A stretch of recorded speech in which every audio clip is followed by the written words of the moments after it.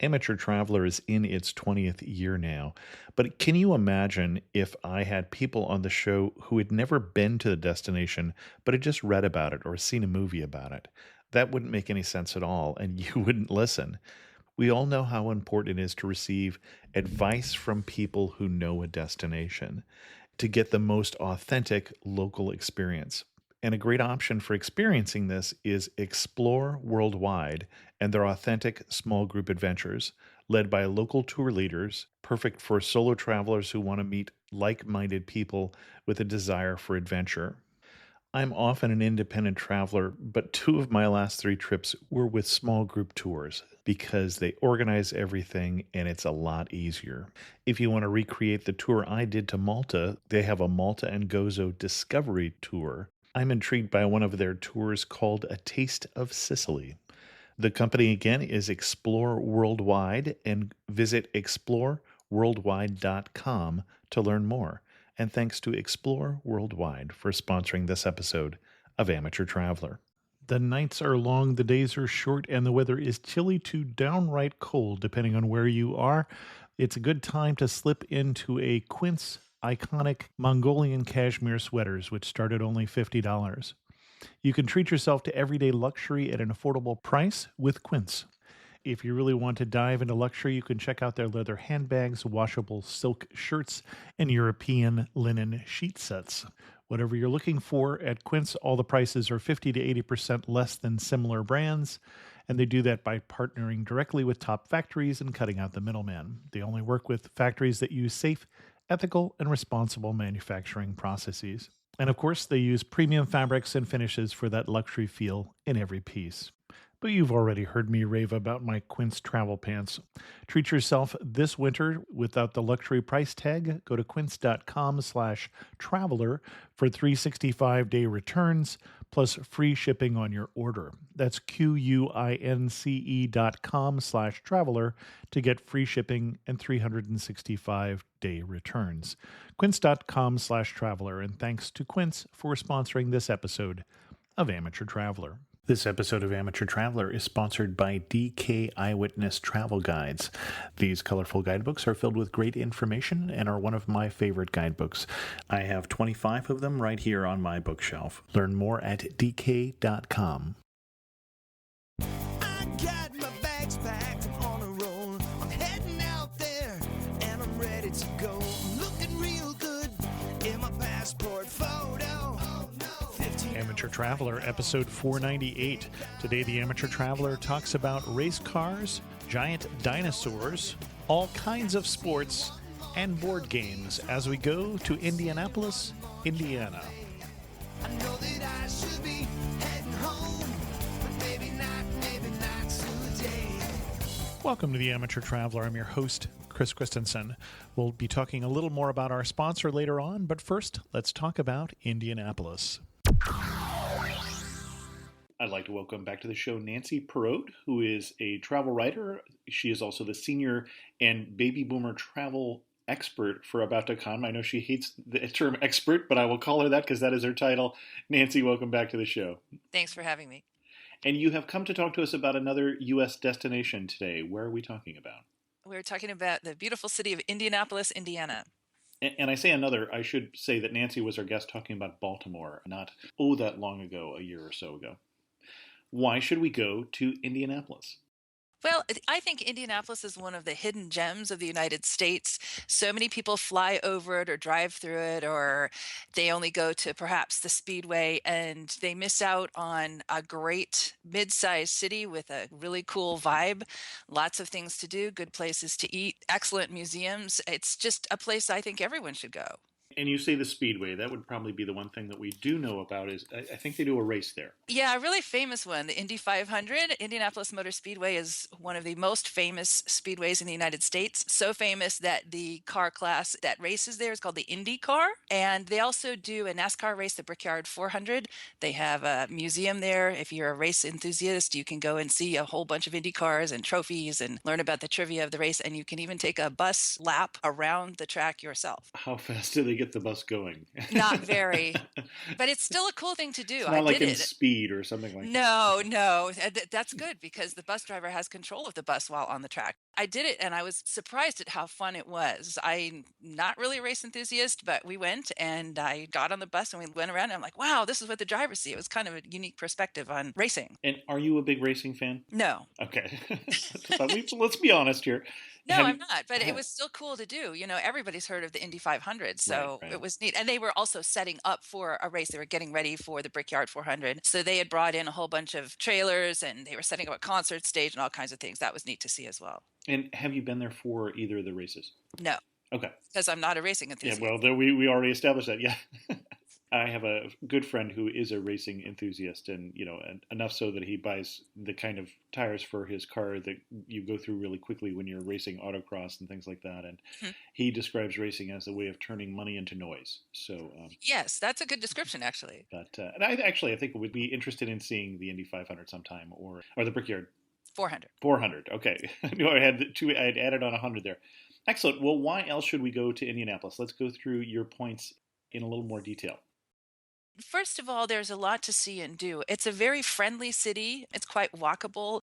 Even before the Super Bowl in 2012, the city was going through a massive renovation and cleanup sort of project. And some of the areas where previously warehouses and so on had been left sitting empty, a lot of those have been turned into restaurant space and other spaces. They've built a whole bunch of neat museums. There is a state park in downtown Indianapolis that has an enormous amount of green space, and that's also home to the Indianapolis Zoo and quite a few of the top museums in Indy. And you can stroll along the grass. You can, in the summer and early fall, you can rent bicycles and pedal buggies and explore that way. You don't have to stay in the state park area. You can take them all over downtown Indy if you want to. You can also rent pedal boats. There's a little canal in that area and just kind of relax and pedal around. And they have some little bridges you go under and fountains in the canal. It's quite fun. So there's that. There are a lot of interesting historic spots because it's a state capitol. The state capitol building is quite attractive and they do a really nice tour of it if you're interested in state history. James Whitcomb Riley's home, famous poet, is in Indianapolis. And the Benjamin Harrison home, President Benjamin Harrison, he lived in Indianapolis, and so you can tour his home as well. So there's something for everyone. Even outdoor enthusiasts can enjoy doing things in downtown Indianapolis. And also there is a park, Eagle Creek, where you can rent canoes and kayaks and go out on the lake. And it's not very far from the Speedway, actually. It's an easy drive from downtown Indy to get there, and it's a short drive as well. Okay, let's take a breath and go back in that in a little more detail. So you talked about the area where they converted warehouses into public spaces, into restaurants and such. What is the name of that neighborhood? Well, part of it is the wholesale district. That's the area. It's kind of south of the center of Indianapolis is a big traffic circle with a monument in the middle of it, the Sailors and Soldiers Monument. And so that's called Monument Circle. And that is right near the state capitol. That is the center point of Indianapolis. So it's south of there. There's a nice mall down there now and some nice restaurants. And just a little bit south of there is the famous Lucas Oil Stadium, home of the Indianapolis Colts. I don't know if you know this about Indiana, but sports are a lot like, religion there. Well, basketball is certainly the one that we've talked about, yeah. Yes, definitely basketball, but on Colts game days, the whole city turns blue, and it's quite the sight to be there on And a for our Colts game foreign day. listeners, they turn blue because the color of the Colts, we would guess, is blue. Yes, it's Not just that they do it on cold days. no. Although sometimes it's quite cold there, but it doesn't matter because Lucas Oil Stadium, the home of the Colts, is a covered stadium. I've been in there for summer events. I went to a drum and bugle corps championships there a couple of summers ago. And when they cover that stadium, they can air condition it and make it comfortable enough so that I needed a sweater. Interesting. And you talk about weather. So Indianapolis, cool in the wintertime, cold in the wintertime, Yes, it and snows. warm in the summertime. When's the best time to go to Indianapolis? I would suggest going anytime between late spring and late fall is a good time to go. It's kind of cool there still in the early spring. Summers are pretty warm, mid 80s is a typical daytime temperature. I live in Maryland, so it's less humid than a Maryland summer, but it's still a little tiny bit humid compared to, for example, the LA area in Southern California where I grew up. But it's certainly, you can get out and do stuff and it's not ridiculously uncomfortable. It's a little cooler, obviously, in the late spring. And fall's quite pleasant. And then you also have the benefit if you want to do a side trip to see fall foliage, then. You talk about a side trip in Indianapolis. I don't think of Indianapolis as a fall foliage place, and largely because I'm ignorant. So, where would I do that? Well, you would have to get a car and you would drive about an Hmm. hour and a half south to a beautiful and surprisingly hilly part of the state of Indiana, Brown County. There's an artist colony there. It's the town of Nashville. And all around there is this beautiful state park, Brown County State Park. It's actually such a popular fall foliage destination that if you want to stay in Brown County, you need to book well ahead. So you can Okay. drive through the state park and the leaves are just gorgeous. And then Nashville is a wonderfully funky little town full of artists and interesting little shops and cafes and so on. It's a very popular destination throughout the visiting season, but particularly during the fall. Okay. We were talking neighborhoods. We were going a little Mhm. all over the place here. Yeah, we are. And we talked about all the warehouses being converted. Do you have particular spots down there that you want to recommend? Restaurants, nightlife, or whatever? I'm not sure I'm the person to recommend nightlife. I think I've aged out of the nightlife crowd. There are quite a few good restaurants all over Indianapolis. If you're looking for a lunch spot on the south side, you could go to Shapiro's Delicatessen, which is exactly what it sounds like, a good deli, and pick up a sandwich there. So that would probably be my top spot for visiting. One of the things I like about Indy is that there are all kinds of restaurants there, a wide variety of price points. So if you want a casual pick up a sandwich thing, you can do that. If you want a pub, there's a Scottish pub, there's an Irish pub. It's all kinds of food from all over the world. And then there are some very upscale places as well. If you want a good steak dinner, you can do that. Do you have a recommendation for upscale places? I do. Harry and Izzy's is a local restaurant. There are three Harry and Izzy's restaurants, one on the north side, one in downtown, and unbelievably, one at the airport. But that's locally owned, and they have really nice dinners. They specialize in steak, but they have other offerings too, pasta and so on. And they have excellent service. So if you want a really nice meal and you want to be treated like a king or queen, that would definitely be a place you should consider. Well, and you say unbelievably at the airport. What I'm finding is more and more cities are getting smart and realizing that, or airports are getting smart that in inviting in some of the local restaurants that are well known in the area so that you get a taste for the food. You know, you can get that sourdough bread bowl with the clam chowder in San Francisco. You can get Mhm. good barbecue with live music even in Austin. And so it's getting less surprising for me than it used to be. I think airports are getting much more interesting than just having some bad cafeteria food. That's true. Indianapolis's airport is not very far from the downtown Hmm. area. It's kind of small. That's why I said surprisingly, not because I don't think of airports as a place to get decent food, but it's because of the size of the airport. It's interesting that Harry and Izzy's would open a spot out there, but hopefully they'll do well because they're a good restaurant. Let's take a break here and hear from our sponsor, who is DK Eyewitness Travel Guides. I've been talking to you about how I enjoy these guidebooks. I just picked up the one that I have on New York, on New York City. One of the things I like about the guidebooks is this one, for instance, has 5 guided walks in New York City. And basically, the guidebook is providing you walks, in this case, one in Lower Manhattan, one in Brooklyn, one in Lower East Side, one in Greenwich Village, and one in the Upper East Side, where they give you step-by-step things to see.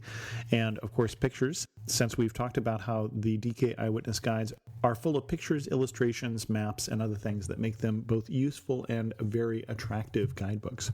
I don't know that they have a guidebook on Indianapolis, but you can pick up one about your next destination, either at your local bookstore or go to dk.com for more information about the DK Eyewitness Travel Guides. And thanks to DK for continuing sponsorship of The Amateur Traveler. And you mentioned museums. There are quite a few museums in Indianapolis. One of my favorites is the Indiana State Museum, which is all about state history. It starts with prehistoric times and works its way to the present day. So if you want to get a feel for what Indy in particular was like, but also the entire state of Indiana at a certain point in time, then that's a good place to go. All of these museums that I'm mentioning are all in the White River State Park area. So the Indiana State Museum is there. There's an excellent Native American and Western art museum, the Eiteljorg. They have a fantastic collection of both Native American art and Western art of the American West. Hmm. They also have a contemporary collection that they add to with a Native American artist. I guess you would call it a competition. And they have changing exhibits as well. And it's all kinds of art, not just painting, but photography, blankets, beadwork, all kinds of things related to Native American culture and the American West. And you say that's in the White River State Park area. So that's the area you were talking about earlier with the canal that we could go out on. And Yes. that's where the zoo is as well. Yes. And the zoo is also attached to botanical gardens. So there's plenty of outdoor opportunity there. Another museum in that area is the NCAA Hall of Champions.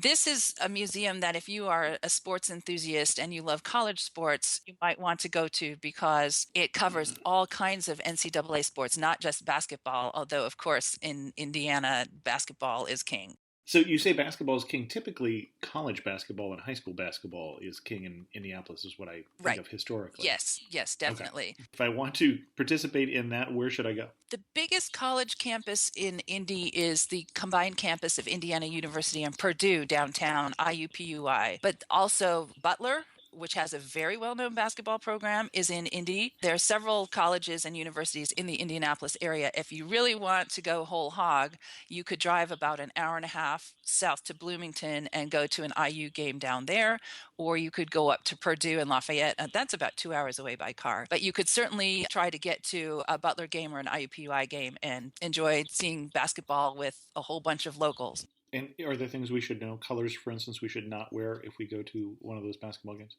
People in Indiana are really, really nice and friendly. I don't think you'll get beat up for wearing the wrong colors to a college basketball game. I would say that if you're in town on a Colts game day and you are wearing a jersey from another team, you might get a friendly comment of the, haha, why are you supporting that team variety? But it would be in good fun. Indiana natives are very friendly folks. My best friend lives in the Indianapolis area, and she keeps talking to me about, the wonderful Hoosier heartland. And she's right. People are just down home friendly. Okay. And then you talked about history, and you Mhm. mentioned the state capitol, and then you also mentioned the house of Benjamin Harrison. Benjamin Harrison, right? Anything else we can do from a historic point of view?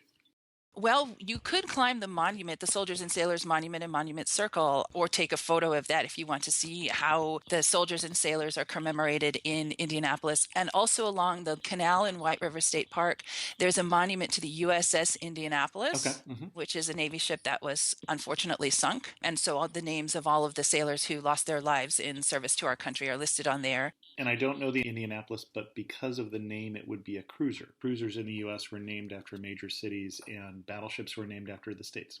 Yes, and now submarines are named after states. Ah, very good. Okay. Yeah, because the last battleships were decommissioned after the Gulf War. Right.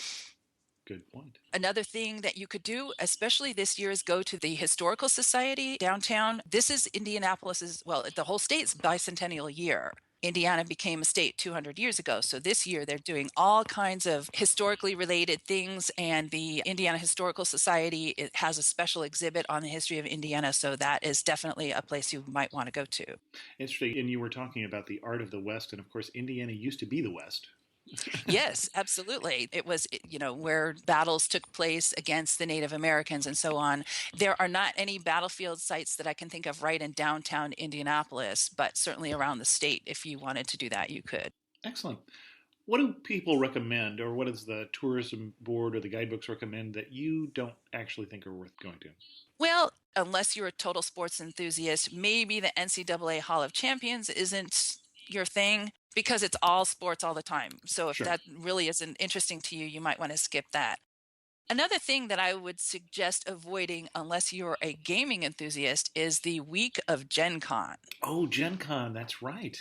Yes, Gen Con is the world's largest gaming convention, and every hotel in the local area sells out when they open up the hotel blocks for this convention, which they do several months before, in 2 hours. So the whole city is full of gamers. Interesting. I am a gamer. You actually just got me more interested in Indianapolis. So It's interesting. it's enormous. Indianapolis has a great convention center. It's very well laid out. It's large and it's comfortable. I've been to it for several events, and I've even been in it during Gen Con. But Gen Con is too big for the convention center, so it spills out into hotel exhibit space around the city as well. So if you do not like crowds or you're not a gaming enthusiast, maybe that time frame is not the time you want to be in Indy. But if you are a gamer, highly recommended. They have all kinds of, it's not just video games, it's board games, it's role-playing games, it's live action role-playing games. It's every gamer's dream come true. It's just fabulous. Excellent. Yeah, I'd forgotten Gen Con was in Indianapolis. Very good. What's the biggest surprise I'm going to have when I go to Indianapolis? Well, most people are surprised by how friendly all the people are. Friendly and helpful and, hi, where are you going? What brings you to Indy? That type of thing. I think another thing that was a surprise to me the first time I really started exploring Indy was how much green space there is. The White River State Park is there, and I mentioned also Eagle Creek Park, which isn't terribly far away from that. The idea that you could be in a city in the Midwest and 1 minute be in a museum and then get in a car and go and rent a canoe and spend the afternoon canoeing was really kind of a surprise to me, partly because I'm from Southern California and you have to drive a longer way to go any place where you can rent a canoe and go canoeing. Right, sure. And then if you want to go horseback riding, you can drive about 15 minutes in the other direction and go to Fort Harrison, which used to be an army post, and they still have the horseback riding stables there, and they're public stables, so you can go on a ride, and it's not through flat country, it's through woody, hilly country. So that was a different kind of surprise because I'm not much of a horsewoman. But it was fun. I really enjoyed it. But I just think the idea that you can be in a city and then have the opportunity to do outdoor things anytime you want was my biggest surprise when I first got acquainted with Indianapolis as a destination. How did you get acquainted with Indianapolis as a destination? You live outside Baltimore. You grew up in Los Angeles. What is the connection to Indianapolis? Well, my husband is in the military, and our first duty station was in southern Italy, and we met a wonderful couple there, and we've been dear, dear friends ever since. And they live in Greenwood, which is just south of Indy. So we started visiting for holidays and vacations and stuff. And so I've been to Indianapolis more times than I can count now. And then my son liked it so well that he went to college there. He went to IUPUI. Interesting. He said he wanted to go to school there. That was the only school he applied to. Fortunately, he got in. And so then we made even more trips to take him there, pick him up, bring him things, fix his car. So I've spent the last 25 years or so making at least one trip a year to Indianapolis. Interesting. Any other side trips outside of Indianapolis you want to recommend besides the ones we talked about already? Oh, sure. Yeah. I've mentioned Brown County. Another thing that I would recommend is to go just north of the city of Indianapolis to a town called Fishers, where there is a wonderful, wonderful living history museum called Connor Prairie. It's basically a trip back in time to the pioneer days of Indiana, and they have a couple of different areas that you can visit, and they have costumed historical interpreters, and they have lots of hands-on activities. If you're traveling with children or grandchildren, they will absolutely love it. When we took our kids there the first time we went, you could dip candles, you could milk a fake cow, you could visit the barn. They couldn't find any real cows in Indiana anymore? No, they have a fake cow. Yeah. I think they didn't want to take the risk of having somebody get kicked if they did it wrong. So they have a plastic cow you can milk. You can pretend that you're in school in the schoolhouse, all kinds of things like that. You can participate in various other activities. It's a lot of fun no matter what age you happen to be. Another great day trip, and this is again about an hour and a half south of Indianapolis, is the city of Columbus. Mm-hmm. And this is an architectural gem that no one should miss. There's about 45,000 people in Columbus now. It's a company town. Cummins Engines has its headquarters there. And the owner of Cummins Engines, Mr. Miller, decided that his company buildings and indeed many other public buildings in Columbus ought to be designed by great architects. So he had his company sponsor a project that paid for these great architects to design everything from the public library to churches. And I'm talking really well-known architects, Eero Saarinen, I.M. Pei, almost every well-known architect that you can think of who has been alive since the early 1900s, with the exception of Frank Lloyd Wright. There is no Frank Lloyd Wright design structure in Columbus, but almost everyone else you can think of has designed a building there, and it's just amazing to visit. Interesting, and I hadn't heard of Columbus. Thank you very much for that. Yes, you should go. You can tour Mr. Miller's home too, and that's worth a trip all on its own. Eero Saarinen designed the home, and Alexander Girard did the interior design, and Dan Kiley did the landscape architecture design for the home, and it's really interesting. Excellent. Anything else we should talk about before we get to my last 4 questions? Well, I guess I should talk a little bit about special events in Indy and the surrounding area. Because it's a capital city, they do have concerts and festivals. They have an Irish festival.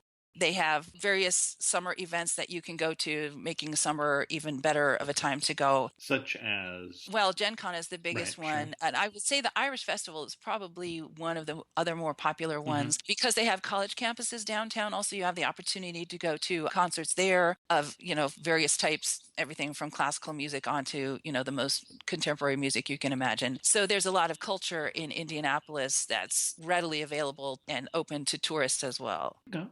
Excellent. Last questions. You're standing in the prettiest spot in Indianapolis. Where are you standing and what are you looking at? I think I have two. One is I'm on top of the Soldiers and Sailors Monument Okay, center of town. at the center of town, and I've got sort of a bird's eye view of the layout of downtown Indy. And if I'm picking my day, I'm doing that at Christmas time because all of the buildings around Monument Circle have little twinkly Christmas lights, and the monument itself has lights that make it look like a giant Christmas tree. So that's definitely one thing that I would recommend. And if you happen to be there at the holiday season, you should go and have a look at that. And I think the other place I would like to be would be floating on the little canal in White River State Park, right near a fountain, because it'll be splashing and be all relaxing. I love the sound of falling water, so that's nice. And just watching people go by and looking at all of the families that are out there and enjoying themselves on a nice weekend day or summer morning or afternoon, because I think that's one of the nicest things about Indianapolis is that it appeals to all kinds of people. You can take your young kids there. Oh, I forgot to mention a museum. Please get me back to that when we're done with this. Okay. A very important one. Romantic couples, seniors. It's just such a friendly and walkable city that I just like to hang out and people watch. And you forgot a musium. I'm I going to did. guess we're talking about a kids' museum. We are talking about probably the best or second best, depending on the rankings. Every year somebody ranks children's museums. The Children's Museum of Indianapolis is fantastic. It is not in the downtown area around White River State Park. It's more on the north side. You can take a bus. They have some circulator bus routes if you don't want to take a taxi or get an Uber ride and you don't have your own car. You can certainly take the public transportation system, Indigo, as well. But it is a don't miss place. They have a Chihuly glass sculpture. They have a giant dinosaur peeking in the top windows from the outside. Have all kinds of exhibits and hands-on activities for children of all ages. It is definitely something you cannot miss if you are in Indianapolis with children. And it sounds like something good enough you should borrow some children is really what you're saying. Yeah, I mean, you could go without children and nobody would laugh at you because it's so good. Excellent. One thing that makes you laugh and say only in Indianapolis. Colts fans. Okay. Colts fans, absolutely. I live in a football city, okay? Right, right. I'm a Baltimore Ravens. Ravens fan, and, things are very purple around here, on game days and on Purple Fridays. But Colts fans love the Colts so much that on Colts game days, really, everybody you look at is wearing something blue. It's just crazy. There's even a restaurant, I think it's called the Indianapolis Colts Grill, and it's a Colts-themed restaurant. Okay. I have never eaten there, so I can't tell you if it's good or not, but the level of enthusiasm for the Indianapolis Colts is just incredible. Okay. Finish the sentence. You really know you're in Indianapolis when everybody you ask for assistance gives you more help than you ever thought you needed, gives you the right answers, does it with a smile, and doesn't treat you bizarrely because you're a tourist. It's funny. I normally have a question that's one warning you would give, and I honestly wasn't sure there would be any answer you would give me for Indianapolis, so I skipped the question. Yeah, well, I mean, I would say this. Indianapolis is a big city. There are some big city problems there. And so, I would just act like you would in any other big city. Right. Pay attention to your surroundings. Maybe wandering the streets alone at 2 a.m. isn't the best idea. But really, if you're out at regular times during the day and, the dinner hour and what have you, you aren't going to have any problems. And it's just a great place to visit. It astounds me when I talk about Indianapolis and people look at me funny because I go there so often. I'm like, but there's so much to do. I haven't seen everything in Indianapolis.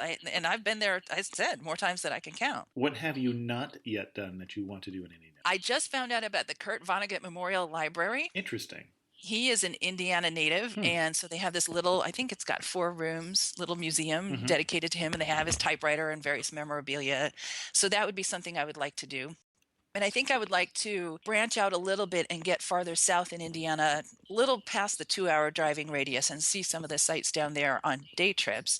Another thing that I would like to do is finally indulge my friend and go to James Whitcomb Riley's home, because the first time that we heard about it, she's like, we could go there. And I looked it up in a guidebook, and it said that they had all kinds of things from James Whitcomb Riley, including his pen.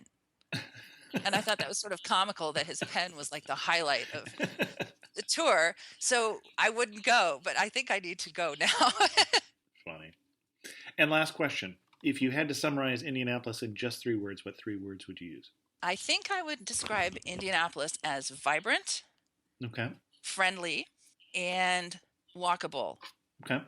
Because we tend to just park our car. Parking is easy. There's a lot of parking in the downtown area, and there's good parking at White River State Park if you want to focus on that area. And you can just park your car and wander around the spots that you want to see. And it's very easy to get around. It's a nice grid system for the streets with some streets going off at angles, kind of like in Washington, D.C., but not at that level of confusion.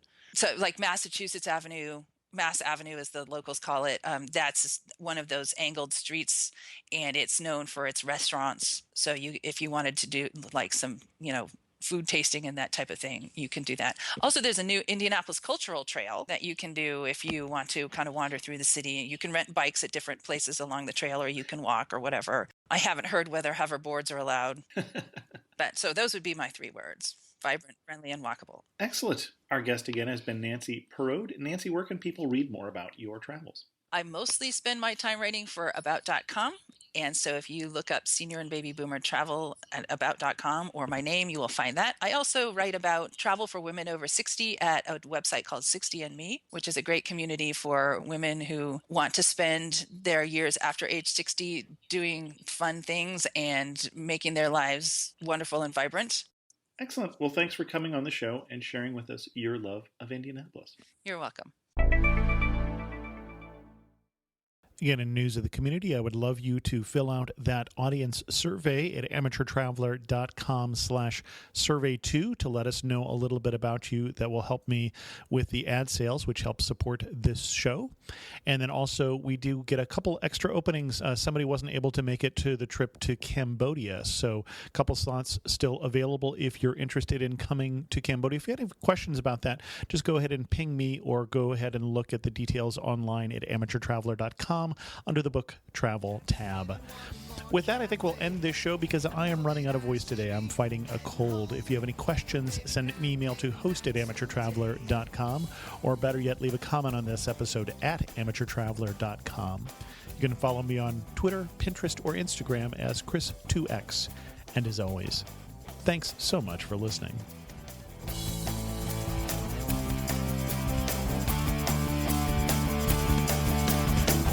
Got to see one more cathedral. I got to sit in one more cafe. I know that I should be